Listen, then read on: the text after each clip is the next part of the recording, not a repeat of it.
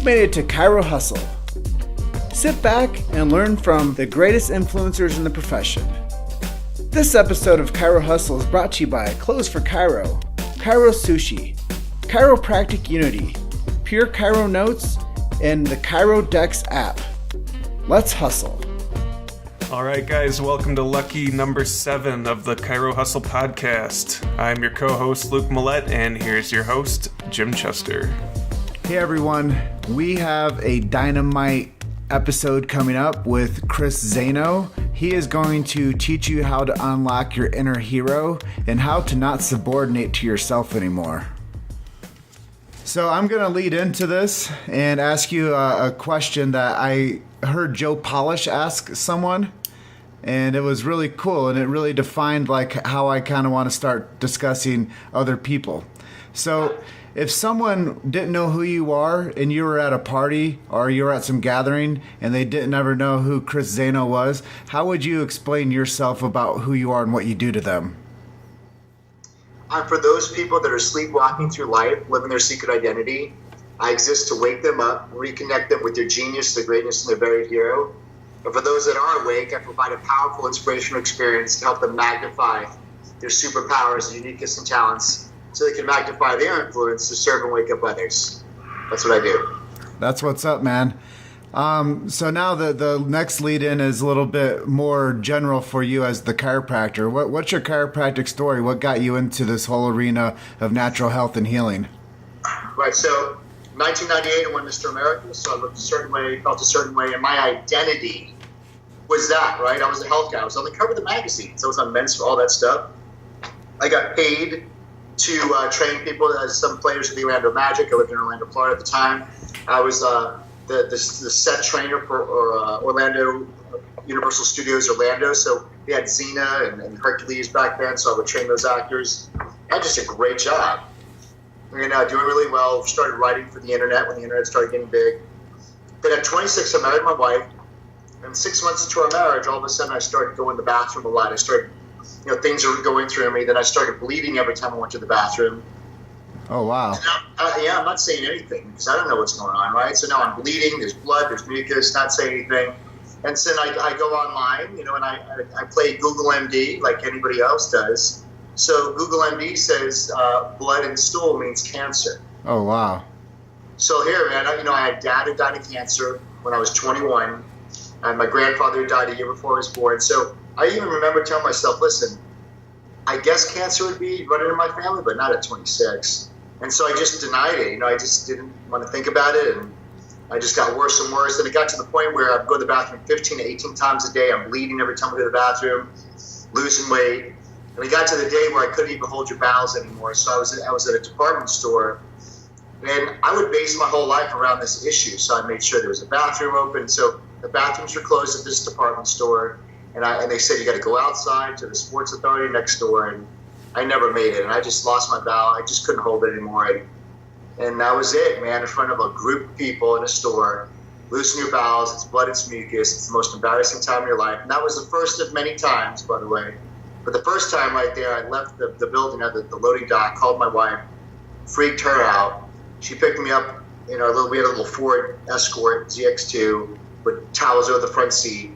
She took me right to the hospital, and they knocked me out. They did a colonoscopy. When I woke up, the doctor goes, I know exactly what you got. He goes, you have an autoimmune disease it's terminal, it's incurable. It's called ulcerative colitis.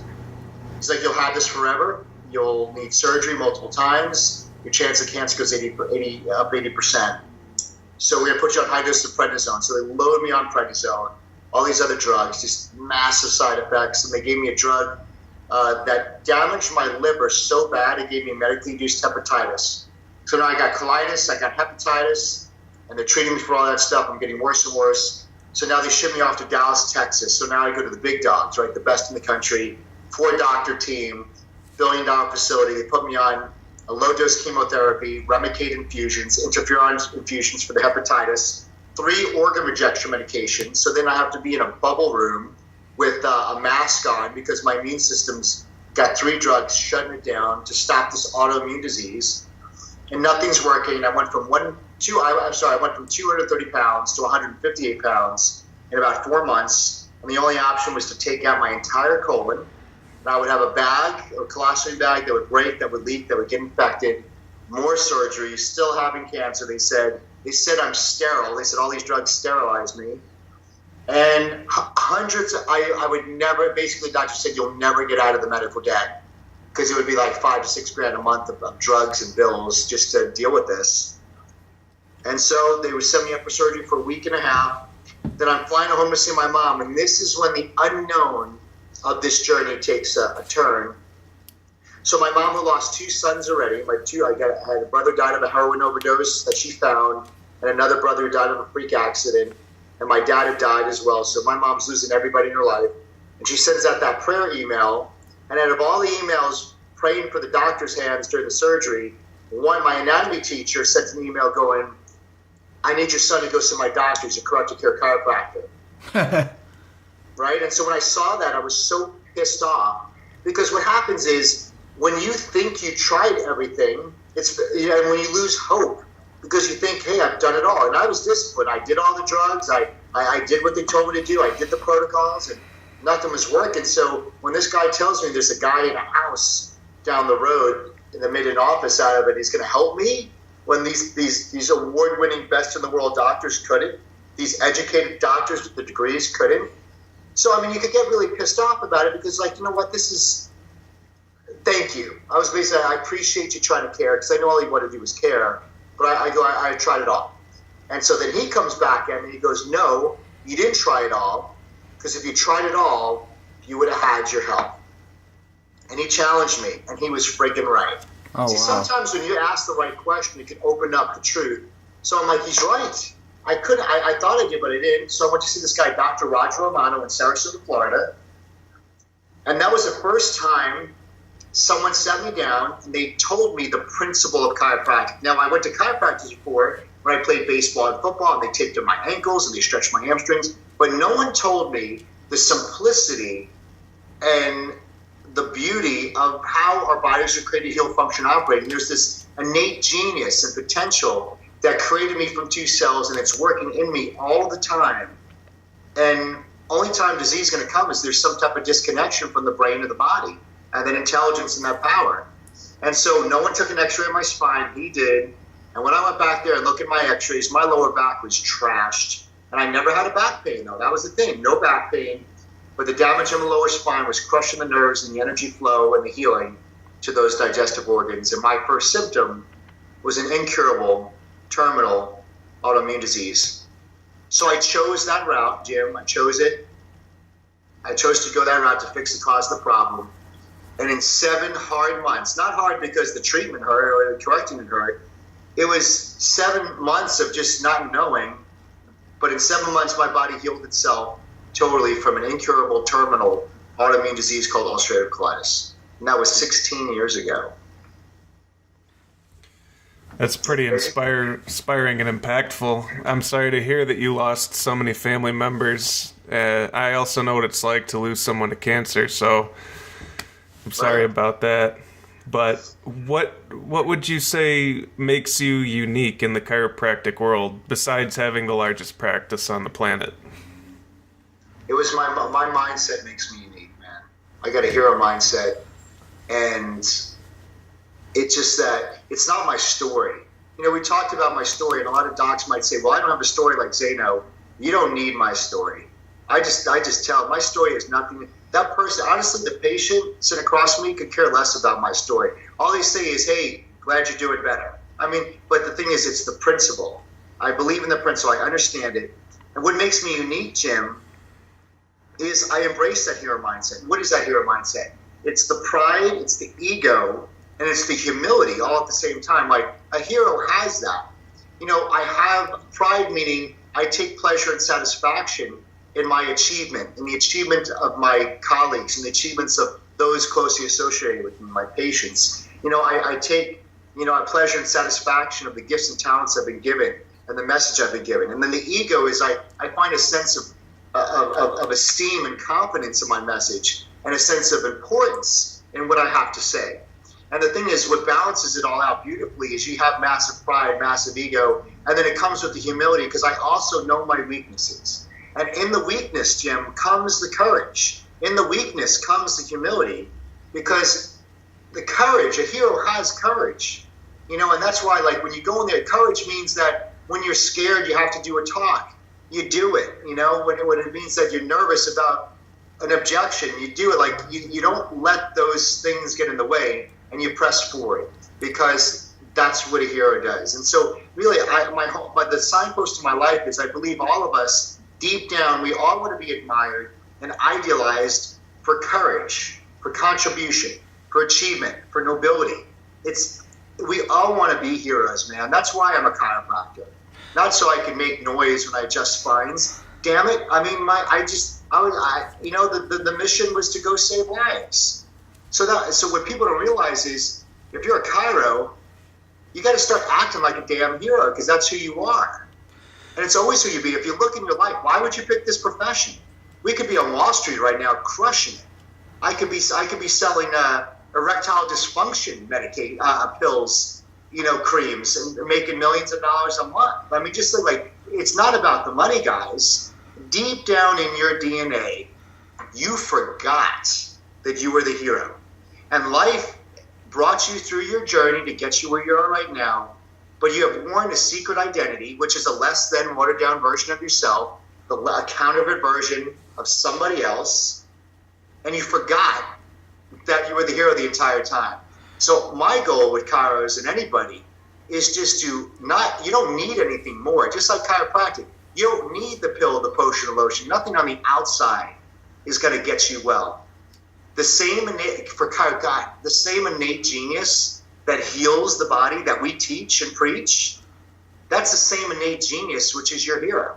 That we're at the same time mentally, we're suffering, we're suffocating, because the secret identity is holding us back. It's a secret identity. It's the comfort and the torment of not being who you're created to be.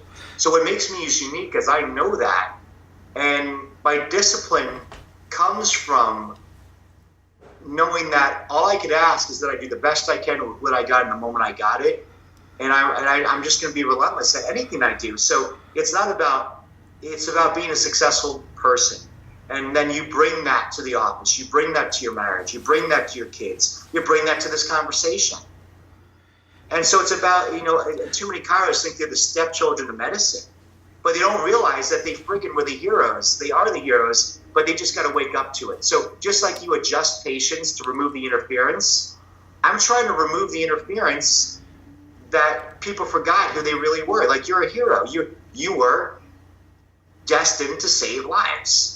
And so when you start acting like one and knowing you are one and embracing that you're one, damn it, watch your entire practice and life change. Yeah, so how do you uncork that hero out of people? How do you get that geyser to start flowing with their confidence and their perception of themselves and turn that key inside of them to really open up their doors?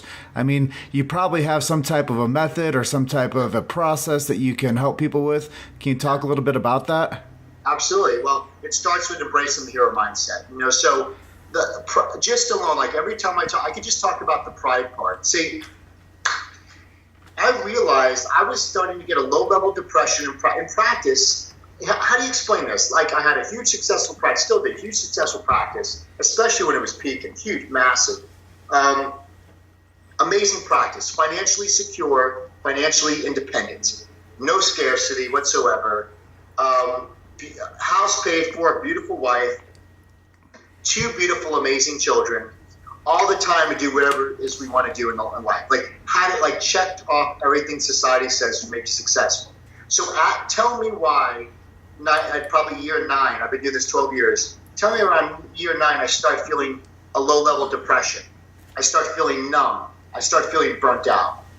And so I asked myself, did I peak? Am I going through a midlife crisis? Did I lose my purpose? And so in that journey, I said, well, what's my purpose? So I started asking myself, why? Why do I do this? Well, to help people. Yeah, but why? So they could live better lives. Yeah, but why? So they could reach out for potential. And it was like, yeah, nothing was working. I was getting more disengaged, more numb with my patients at work, and then I became disengaged and numb at home. And then one day I heard my son in the room tell his mother, Mom, what happened to Daddy? Like, he literally in that moment when I realized I can't hide this, because it's a conversation I can't have, Jim. Who am I going to tell? Listen, I have all this stuff in my life, but I'm slightly depressed, without someone saying, dude, don't be ungrateful. You got everything. There's people starving. You should be grateful. But I was grateful, but there was something mourning inside me. And I kept on asking that question, why? And really what came out of me was, the reason why I do this is because I do want to be admired for achieving great things and giving back to this world in a way no one's ever seen before. And that was a selfish why, but it was the only why that made me feel that something changed. I knew in that moment, I felt the calluses in my heart open, and I realized I hit on something. And it was almost getting this selfish why, like, if you're a chiro, you're out there doing it for people, I'm asking you to do it for yourself. Doing it because it becomes a selfish unselfishness. Mother Teresa did what she did because it fulfilled a selfish need of hers, whether it be contribution. So we got to get to that point of pride to say, you know what, I do find pleasure and satisfaction in what I do. And what those that my colleagues do around me. I do find pleasure in the qualities I've been given. I have a great message. I do have ego, but then I'm humble that I know my weaknesses, but even in those weaknesses, that's what gives me the courage. So most chiropractors love to do that because I was so afraid of pride and ego, because the dogma I was raised in, I swung the pendulum to the other side. I was all about not humility, but false humility. So when patients would say thank you, I deflected. When patients try to appreciate me, I deflected. When my peers try to appreciate me or show me grace and appreciation, I would deflect it. No. So I played the false humility, and all false humility does for a doctor is it lowers your self-esteem, it lowers your value, it lowers your self-importance as a human being. And it creates martyrdom. It creates you to be a martyr, and it destroys it invalidates you tremendously. So then I knew right there that in order for me to extend my reach, in order for me to change the world in a way it's never seen before, to be that thought leader to people outside even the health realm, it meant that I had to leave my current identity. And I found my identity, doctors, I found my identity in what I did, not who I was created and destined to be. Meaning that I found my identity in being the doctor, not the human being I was created to be. Meaning that if the office did good one week, I was a great dad and a great husband and a great doctor. If the office had a slow week or a low week, guess what? Shitty dad, shitty husband, grumpy doctor. Like the office literally dictated my quality as a human being because my identity was all in that office, and I allowed that to happen. That was my fault. That was my secret identity. So I realized for me to make that step to really embrace and become the full authentic person I created to be, I had to leave the comfort and the torment of that secret identity, because for me to branch out, I thought I had to lose my identity, right, to be able to make that reach. And so when I realized I was living half my potential and half my life, and when you realize you're living half your potential of life, the other half will torment you forever. And here's the punchline of it all. I was never ungrateful. I was never depressed. I was never burnt out. I was never numb. And I was never disengaged. I was grieving my potential the entire time. That was the cause of my problem. And when I embraced my hero and got rid of that secret identity and embraced the hero mindset, saying, you know what, I can feel good about myself, almost like Tony Stark, in Iron Man. Like humble ego, pride, I embraced who I was, and I was proud of it. And then the second part, Jim, here's the formula. Then I maximized my superpowers. So that's your unique gifts and talents. So every doctor on this line, you have talents and gifts. You need to maximize those things. So what are they? The purpose of the hero, one of it is to remember, because you don't get them, you remember them. Remember what was your unique gifts and talents. Then you work on developing them by hiring coaches, become the best at them, and then you give those things to the world. And so for a chiropractor, unique gift and talent, you are awakened and you're aware of the principle of chiropractic. That is a talent and a skill, because some people don't know that. They can't grasp it like you do. You got that. You know your skill, an adjusting skill. You know how important that is? People can't even adjust? Like, that's a huge skill. That's a talent So you maximize those things. And now thirdly, Jim, this is the one you're talking about. Now we need to choose our vehicle of influence to serve the world. Boom. Every hero has a vehicle. What is it? This is it. So Jim, I know yours, man. We were just talking about it. So these are your vehicles of influence. And Jim, I can't wait for your thing coming out later in the year. So here's your vehicles. It could be speaking, right? So I have my message, I have my unique gifts and talents and my purpose. So we know those. Okay, so before that, let me step back one. Well, how do I know my gifts and talents? Easy. What do you love doing? What do you do that you would do for free? I know many doctors give their care for free, metaphorically, basically, right? What would you do if I gave you $50 billion? What would you do in 6 months, if you had all the money in the world? What do people talk to you about all the time? Look back in your life. What were the signposts in your life that keep on coming up, that you just always find yourself doing? What do you do that when you're done doing it, like this podcast right now, you have more energy? So it's not about sleeping. It's about doing more of what you were created to do. What's the thing that you do that you forget to eat? What are those things? What are the things that you're working so hard for? Doctors, you're working in your practice. You're working your butt off. So someday you can what? What is that someday thing you're hoping for? Why don't you do it now? So the way you get it out there is speaking, one-to-one or one-to-many, video. That could be, vlogs like I do. That could be webinars. That could be TV. Then it could be audio. That could be podcasting, radio. It could be writing, blogging, articles, books. Find your vehicle. For me, my vehicle was video and speaking. So I found my two that I rocked in, and I delegated out all the rest. So I went full hero mode in those two. So you find your vehicle, because when I'm in that vehicle, I could do it all night long. It's just like I'm unstoppable. So see the equation, Jim? What Chris Zaino did, what made me unique, was that I'm not unique. That's a thing. Like I have a unicorn shirt that I'm actually going to wear at Ashley's event because everybody thinks I'm the unicorn. I'm not.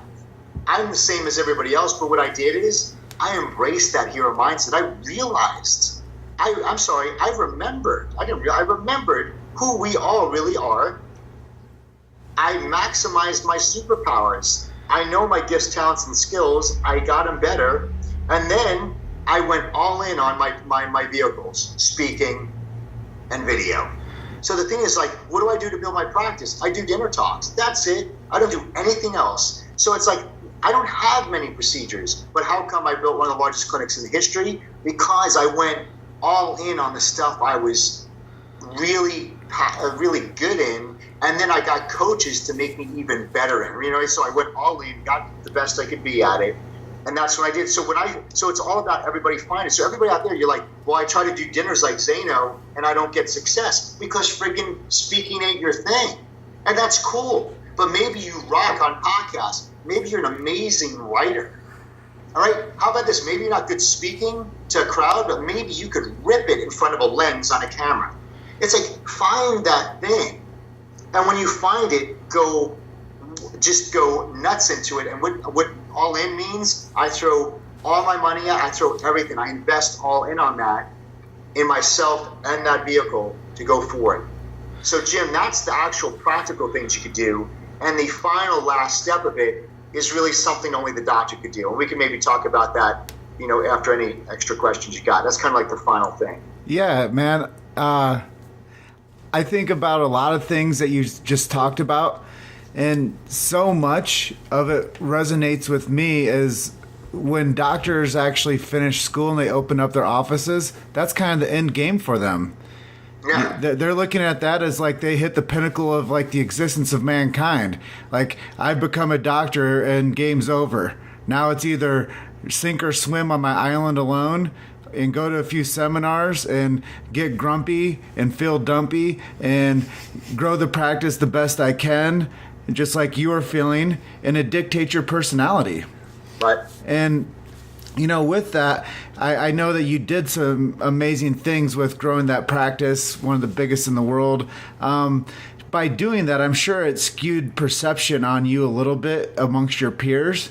I mean, with that being said, how do you think that, the chiropractic community feels about Chris Zaino and your successes and who you are?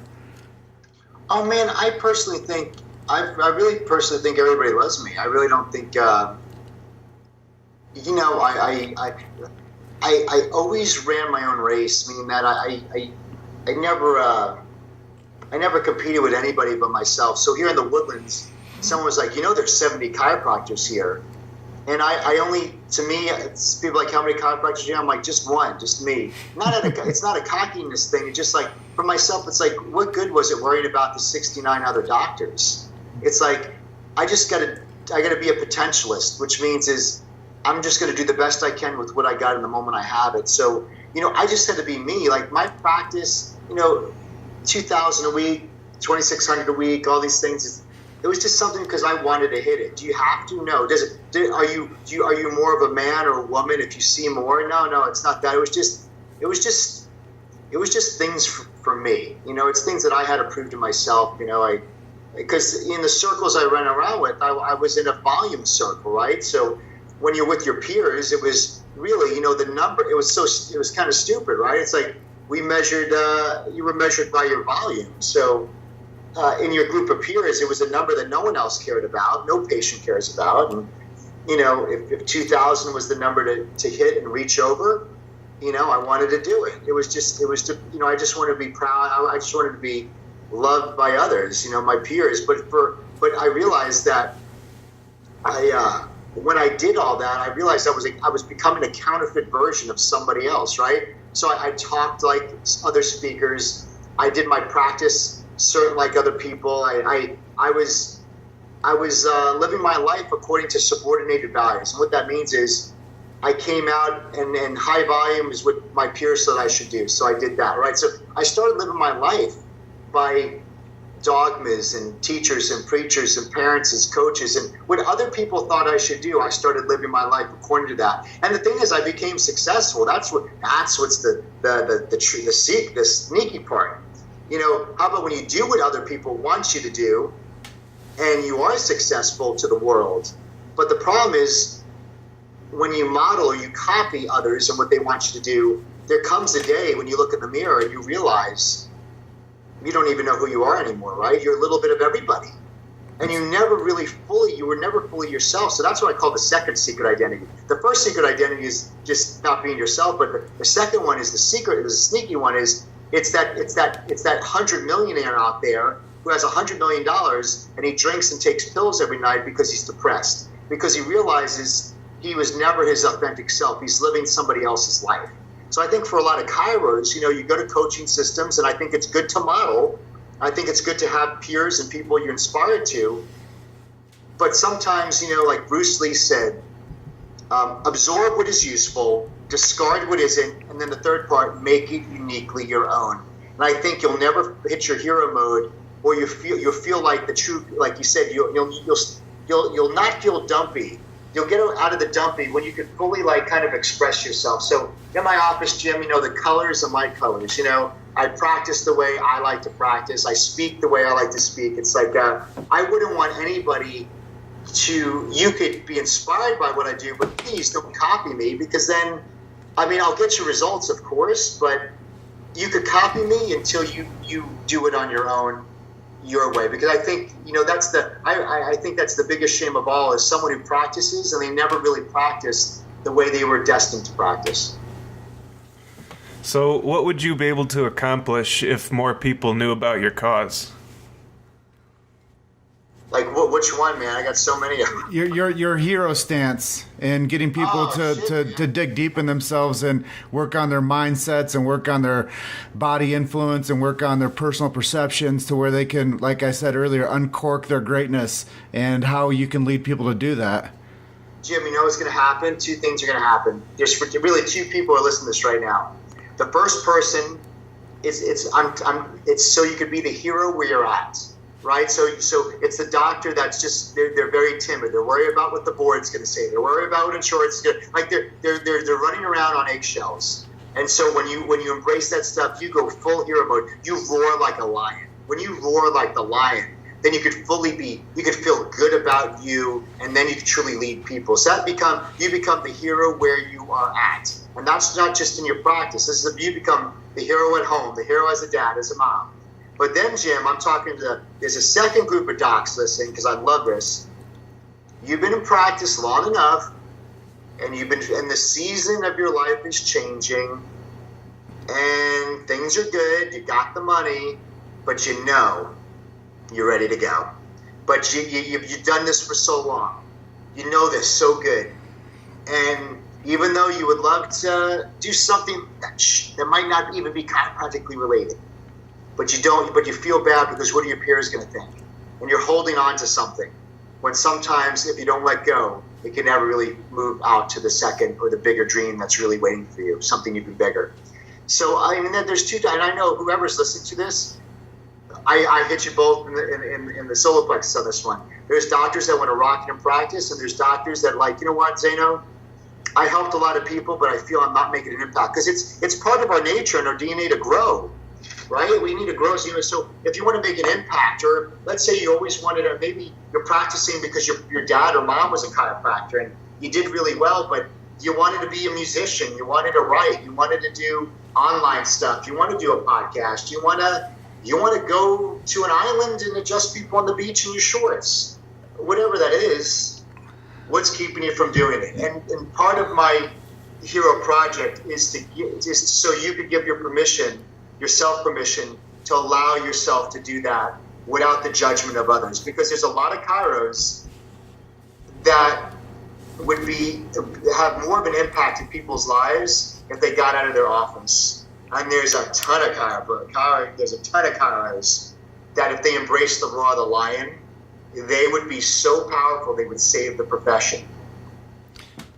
So, speaking of which, this brings us to our next question. Where do you see the chiropractic profession in 20 years? You know, I was listening to a Sigapoo's tape, and he said, I listened to a Reggie Gold tape and a Sigapoo's tape, and why did they both say there would be no chiropractic? You know, back in the 70s or 80s, back in the 90s, they all thought chiro would be gone in 10 years. And, you know, like, you almost feel the same way. Because I guess, like, you think it's bad, and then you wait another 10 years, you're like, oh, my God, it's really bad. And another 10 years, it's really bad. So, you know, I think as long as the insurance game is in there, we'll never really we always run the risk of being absorbed or eliminated, no matter how powerful and principled you guys are. And the craziest thing with us is, even though we have a lot of fighters, you know, for chiro, and they do wonderful things, but what I haven't seen anybody living today that had their clinics burnt down or went to jail or didn't have, or had their license, or didn't have or practiced in the state that didn't have licensing. So back in the day when chiropractic really thrived, these guys had so much conviction because they're like, yeah, send me to jail. Oh, you burnt my clinic down? Sid Williams, they burnt his clinics down. Boom, I'll build some more. Or how many states they were threatened, or they had to be chased from state to state because they would take license away. So there was a level of conviction. And when you listen to these old philosophers like Reggie and BJ and Sid Williams and Santos and you know, all these amazing, and that's all I listened to, those old tapes. They had such conviction in their voice. It wasn't the words. The words came out like a medicine ball because they fought. They saw their friends suffer, but they fought for chiropractic, and they're the ones that kept it going. So unless we bring that level of conviction back and fight for it, and unless we're okay to let go of insurance, and really, because insurance makes us a little lazy, you know, that's why I went cash 8 years ago. You know, I'm not going to say it's going to be gone, but I just see it getting absorbed and being, well, I just see it staying the same, which is even worse.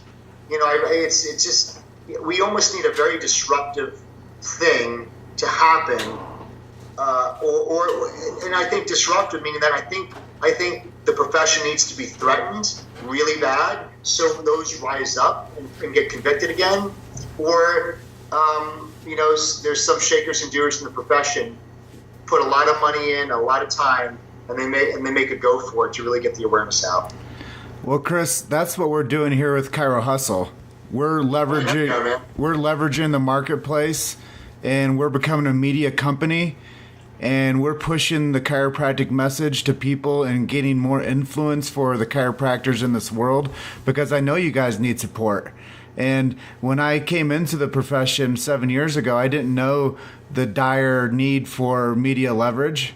I didn't know how important it was to band people together within the profession and practice something I like to talk about called unity through diversity, and know that you guys are all doing something similar, just a little bit differently, and support one another instead of pointing fingers. Because you know the old saying, when you point one finger, you got three pointing back at you, and that's no fun. So judgment upon your peers is something that's become almost an infection within the chiropractic profession. And there's no amount of antibiotic that you can give to that, or any type of pill, potion, or lotion, like you say, to clear up the mindset of unity within the profession. And I think that really it's going to take a huge amount of force outside of chiropractic to grow this profession the way it needs to be grown. And we've seen what's happened in 122 years or so with the marketing and the strategies and the way that people have, kind of conspired how the profession can be stronger or better or faster or more effective or make more money. But what I see as a whole is we're going to have to create a team of salespeople outside of chiropractic to actually grow the profession. And we're going to have to get a sales team of strategy outside the profession, creating chiropractic marketers, creating chiropractic advocates, creating people out there on the streets that are actually scheduling people in massively for chiropractors to take that next step, to rid themselves of insurance dependency, to rid themselves of identity crisis, and to really find that deep down hero like you talk about. And I think that there's a few things that we can do to reshape the future of where the profession's going. And being an outside analyst and having met so many great minds and been in so many amazing circles so far, I see the troubles. So what we all need to do is become media companies like you're doing, like a lot of these front runners are doing. But there's a lot of people that are in the middle of the pack and at the back of the pack that are really lagging their ass, and they're not doing what they're supposed to be doing, and they're not becoming media agents, and they're not doing Facebook Lives 3 times a week, and they're not doing blog posts, and they're, whatever it might be, getting fat and happy and sitting on the sidelines watching the destruction of the profession that they went to school to love, and they went to school to serve humanity through. And they're just watching the unraveling like a bad movie, and like watching a car crash and not looking away from it.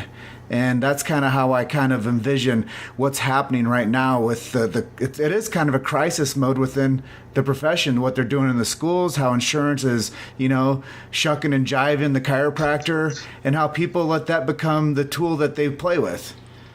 And, for that, I'm interested to know the next question, which is something that I think that you're a specialist at, is marketing.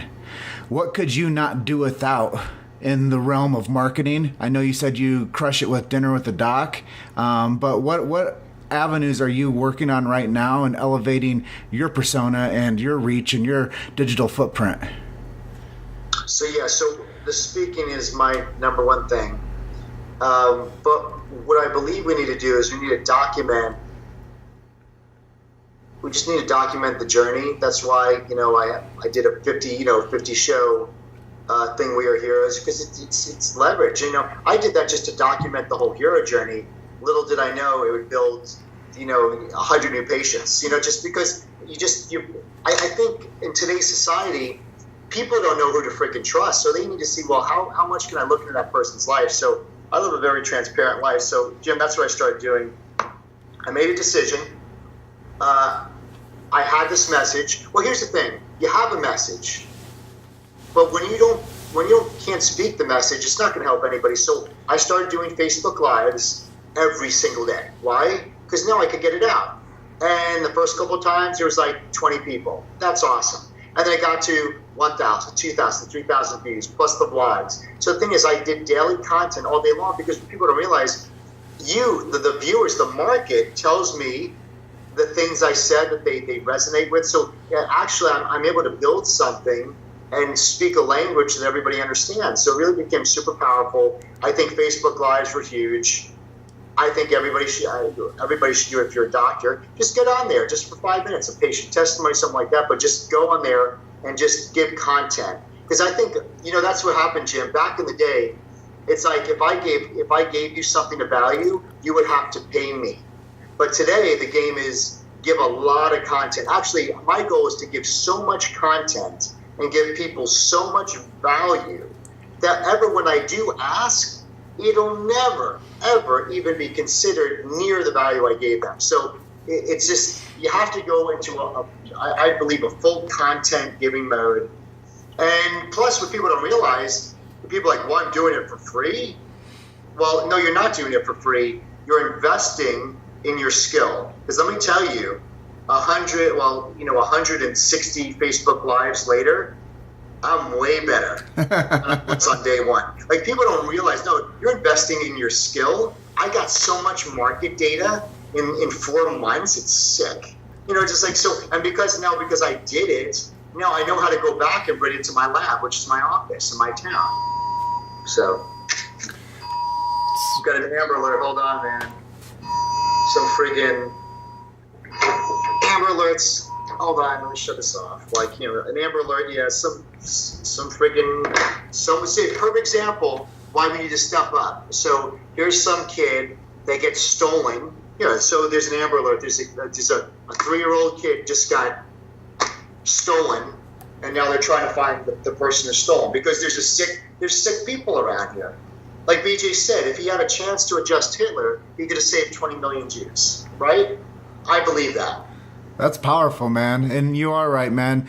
We have so many people out there that are subluxated and living in less expression of life than what they should be, and they're just suffering. And Jim, think about it, like this person, we're going to say it's a guy, it's probably a guy. This guy steals this kid.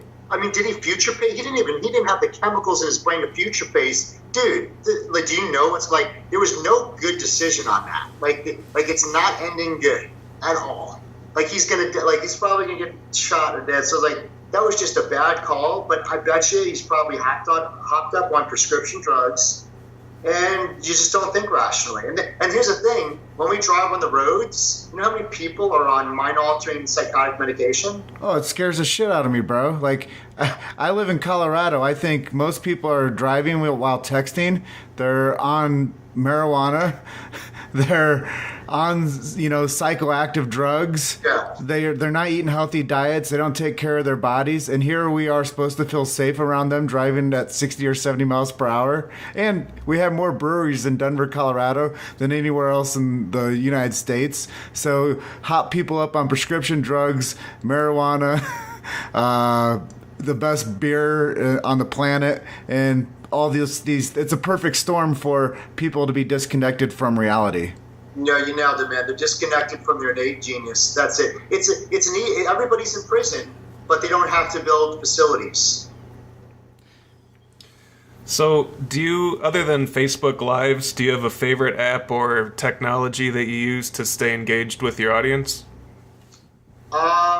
Yeah, well, that's another thing, guys. Very good thing. When you guys post something, it's your duty to respond to every single comment and answer it. Just even if it's a wink or a thumbs up, like that. I think engagement is just giving a crap about people. So, I mean, my favorite app, I just use this stuff on the phone. You guys know more about that stuff than I do, but I mean, as far as the app, like, if it comes to learning anything, like, for instance, great idea. If I want to learn something, like, how can I do a Facebook ad, or how can I do this or that, and I just want to try something out, or how do I upload something to SoundCloud, or hey, how do I do a Facebook Live? How do I rip the audio and upload it to SoundCloud? I could go on YouTube University and I could figure it out. So it's like, so everything, there's information is there. It's the lack of wanting to do it.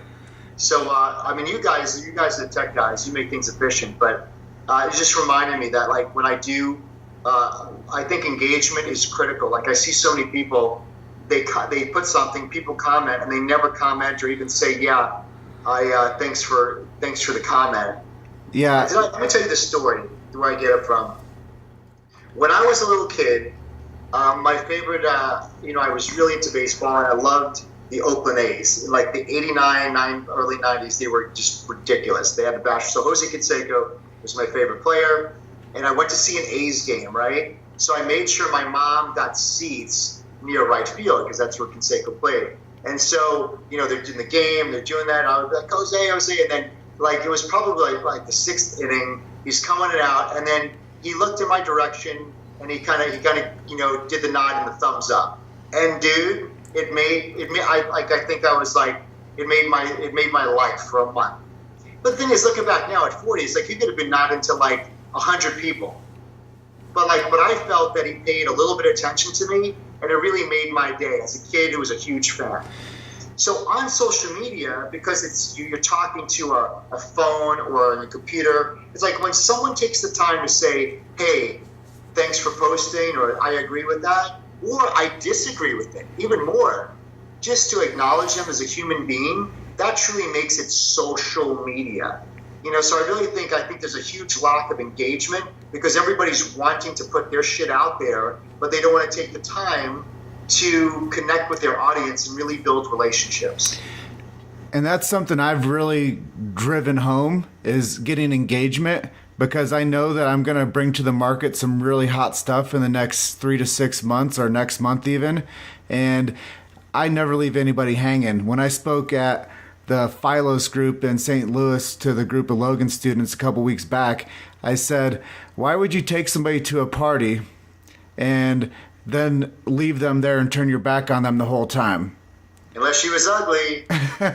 But that's what happens when people do these engagement posts, or they post something and they don't at least give a thumbs up or a winky eye or something. They're just inviting somebody to the party, and then they're leaving them there hanging, and they're not engaging with them. And what you said really hits the nail on the head, is social media is made to be social. And you got to get social with your tribe, and you got to get social with your followers, and you have to be active with them and bring more value, like you said earlier as well. You just keep on having to layer value, become transparent, and become a hero, so people actually resonate with who you are, why you do what you do. And then you know what happens, Chris? What's up, bud? Then they might get adjusted. Then people might start getting adjusted. And really, I think that's what we want in this world with this chiropractic leverage game, is deep down inside of all of us, we want to see more people healthy and getting adjusted. Yeah. And if it comes to the point where we share content every day, and that's what it takes to get more people on the chiropractic train, I mean, let's share away. 100%, because what every chiropractor is, you're an example and an opportunity for someone to be like, oh my God, that's a great human being. They have a great life, and I want that, And so when they want that, and they're going to ask, so what do? They follow you and they see your life, and when you live, like Jim, you said, a perfect, transparent life, and they say, wow, this guy gets adjusted, huh? Geez, maybe I got to give that a try. Well, Dr. Chris, we're starting to get towards the end of our program. What's the best way for people to find you? Do you have any links or plugs or websites you'd like to direct people towards? Well, just go to any of my social medias, like Facebook fan page. It's Dr. Zaino, Z as in zebra, AINO. So join the Facebook's great, because then you get all that stuff there. You get my Facebook lives, all that stuff. But Instagram, it's Dr. Zaino. I got cool stuff there. But I have a gift for you guys. I have this. So Jim, yeah, would you say this audience? Do you think they have an issue? Okay, there's two things. So, do we want doctors to get in the habit? Because I believe winning is a habit. I don't think it's an act, right? So I think winning is a habit. So do we want doctors? Do we want to push them towards winning to become habitual at winning, or do we want them to develop more value? So what do you think right now? I mean, for this purpose, do you want to go the value route, or make winning a habit in their life so they become continual winners? Well, I don't surround myself with losers. That's damn sure. So right. let's get some people winning out there. All right. So what you guys could go to, you could go to my site. I made a free program for you guys. It's a 1-month video series. So if there's 20 videos, so you would do 5 a week. They're short, 5 and under, and I go through the 20 top characteristic traits of winning, on how to get win, because it's a month, so it could turn into a habit. Little things to do every day. It's got downloadable articles and stuff like that, and exercises to do. It's called. So you just go to IamHero, HERO.com, and then you put /free series. So IamHero.com/free series. And then you're gonna go to something called 1 month to win. So I made a program called 1 month to win. So you go to IamHero.com/free series. It's $300, but you guys, because you listen to this right now, if you do the /free series, you guys will be able to get in no charge forever. You just got to share it. That's all. That's really cool. I can't wait to jump in myself. I can't wait to learn more from you as we get stronger and become better friends.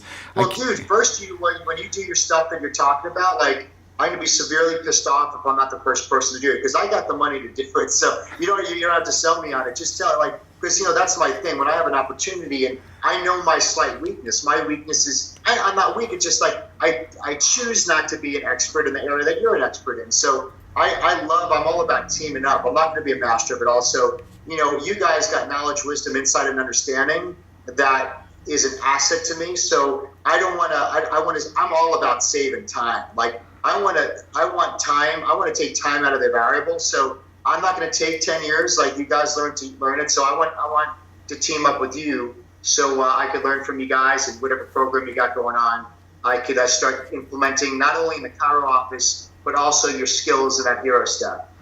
Well, I appreciate the friendship and I appreciate the value that you see in us. And I look forward to a great future with you. And I think that we're going to help so many people together that we don't even know what's possible quite yet until we start mixing it up. And this event that we're doing out there in Ashley's event, that's a powerhouse team right there, man. So I'm really excited to get around all that energy and all those mind influencers and industry disruptors and people that are really like on the cutting edge of, making chiropractic great again. Amen, dude. All right, everyone. So we're going to put links in the description to where you can head over to this free course given to us by Dr. Chris Zaino. And it's going to be for a month. Is that correct? You said it was a month? Well, yeah, no, it's forever. It's free forever if they do IamHero.com/free series. But if they get a 1 month video course or a mini course from me. Awesome. Well, I think we're going to wrap everything up now. Is there anything that you didn't get a chance to say that you wanted to? No, man. We said, just if you like this, tell Jim and Luke that you want me on again. We'd love to have you back. Thanks, Chris. See you, man. See you, buddy. Thanks for listening to Chiro Hustle. Don't forget to subscribe and check back next week to continue hustling.